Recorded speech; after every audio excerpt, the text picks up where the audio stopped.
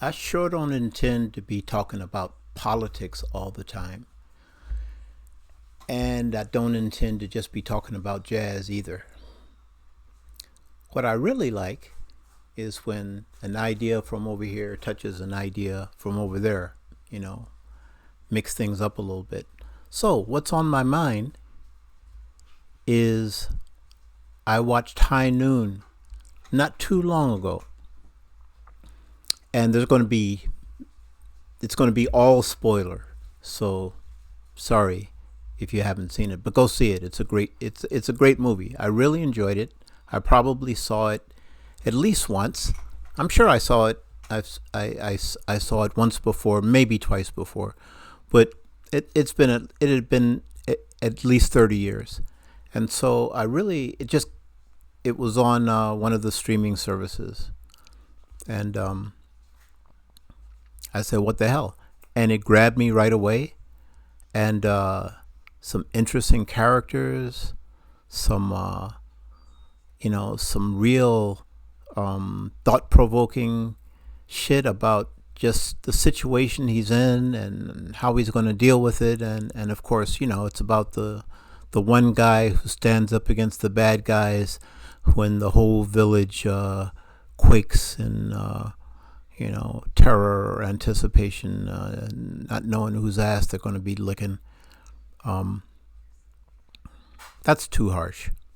Anyway, I came into the movie, though, definitely thinking it's about one man's bravery and the cowardice of a lot of people. But wow, I didn't feel that way at all after watching it, because the townspeople, all through the movie, they're saying to the dude, "Hey, you should leave. You're going to get your behind killed.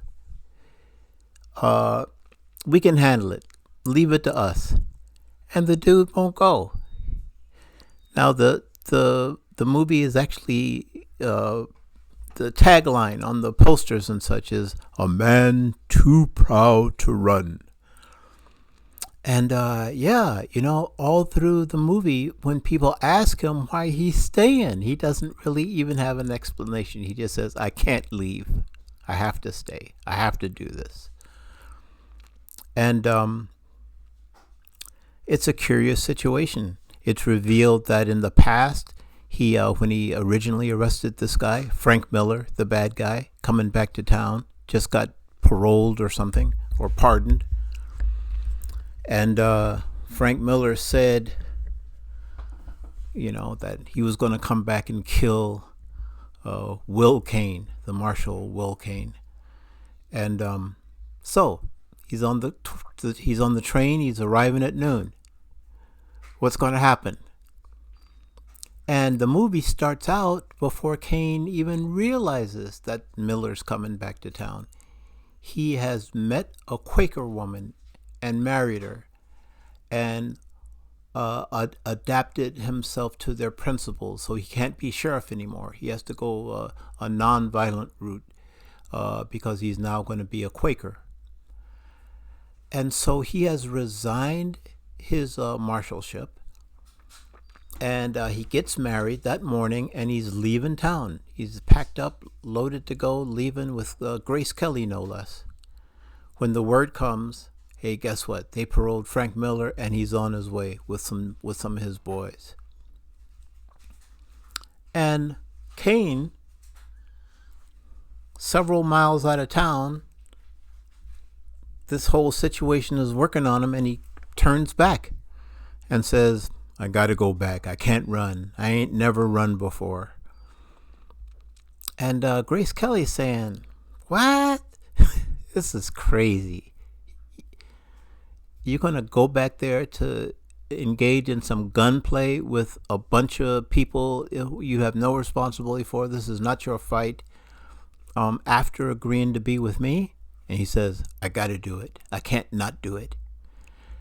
And so for the next, the movie it's a great premise, and the way it's executed is fantastic. The show 24 must have just stole this idea directly. I mean, it's the same thing. You're getting like a minute by minute You are experiencing this hour. You're watching the hand go around the clock, and you know that Frank Miller's going to be in town at noon. So all through the movie, he's trying to get support. Nobody will support him, but everyone supports him. They say they have a lot of respect for him. They say, dude, leave. You got it made. You have this beautiful wife.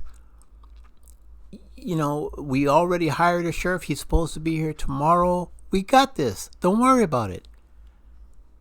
And Frank Miller keeps saying, no, I gotta stay. I can't run. Like, what the fuck is wrong with this dude? You know, and it's revealed that when he first arrested Miller, he had 6 deputies, and they were all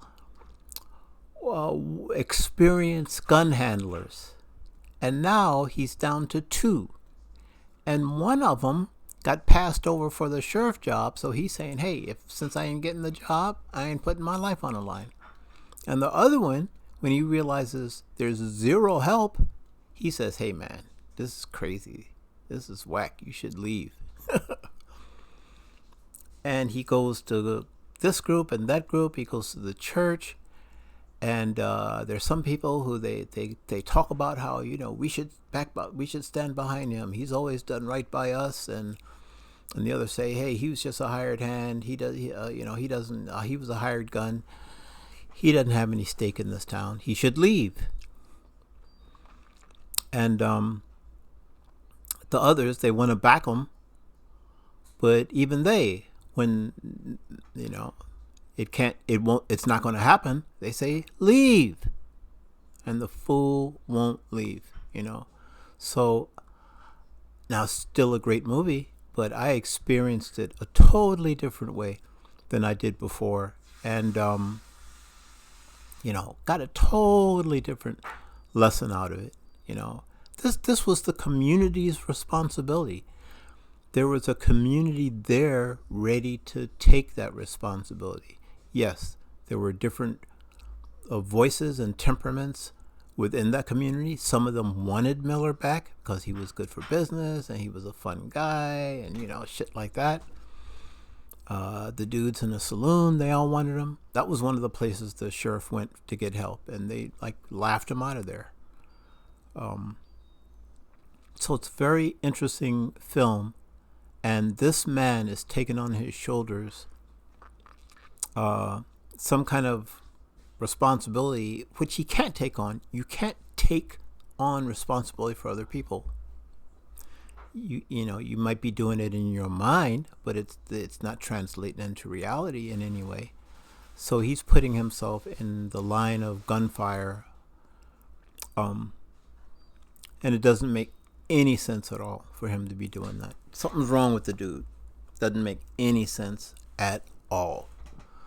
So to me, it's not a movie about a incredibly brave man and the cowards in his community who wouldn't back him up. It's not that type of story at all. Yeah, anyway, my thoughts on High Noon. Great movie, ought to see it.